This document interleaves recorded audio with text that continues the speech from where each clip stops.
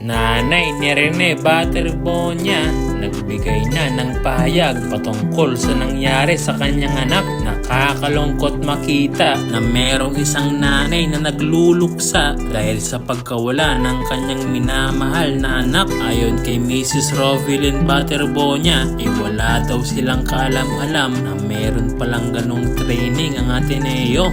Dahil noong nag-orientation daw sa kanila ang Ateneo, wala daw nabanggit na meron palang ganong klaseng training na ipapagawa sa mga bata. Matatandaan na merong kumakalat ngayon sa social media na nilagyan daw ng 20 kilos na weights ang paa or kamay ng mga Ateneo player na bahagi ng team building na ginanap kahapon sa Dipakulaw, Aurora. Ayon pa sa nanay ni Rene Butterbonia, kung alam niya lang daw na merong ganon, sana tinanong niya muna ang kanyang anak kung kaya niya ba ang ganong klaseng training, at sana napigilan pa daw nila ang kanilang anak kung alam niya lang. Saad pa niya na hindi daw sundalo si Mr. MVP para sumabak sa ganong ensayo. At eto pa ang may punto na sinabi ni Mrs. Rovelyn, basketball player daw si Rene Butterbonia at hindi isang swimmer. Kaya bakit daw na-involve ang kanyang anak sa dagat na sanhi ng pagkamatay nito?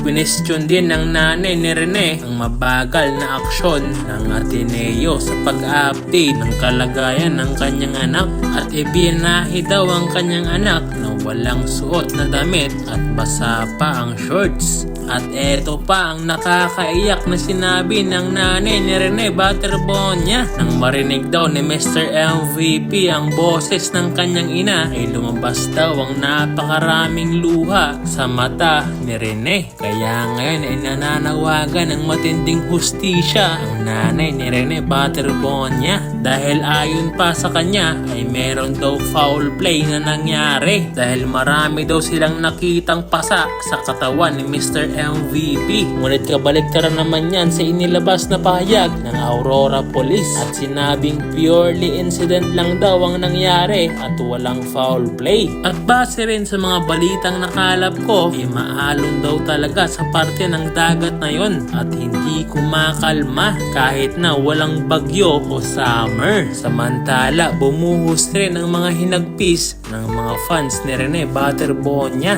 at iisa lang ang kanilang mga sigaw, at yon ay ang hustisya. At yan din ang sigaw ng sports director ng San Miguel Corporation na si Mr. Al Francis Chua. Meron din kumakalat ngayon sa social media na mababan ng Ateneo head coach na si Coach Tab Baldwin. Well, wala pang kumpirmasyon sa balitang yan dahil wala pang inilalabas na paunlak ang Ateneo. Para po sa naiwang pamilya na Rene Butterbonia, nais ko lang pong sabihin na hindi po kayo nag-iisa dahil ang buong Philippine basketball community po ngayon ay nagluluksa sa pagkawala ng batang si Rene Butterbonia.